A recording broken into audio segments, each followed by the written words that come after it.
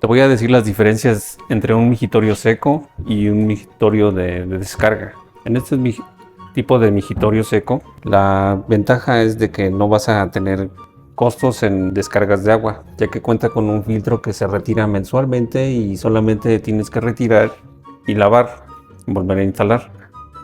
En el migitorio de descarga, gastas de 1 litro a medio litro por descarga. El costo de mantenimiento es relativamente mínimo porque ya que cada descarga se limpia. Ahora que ya sabes, ventajas y desventajas, tú eliges cuál vigitorio te conviene más.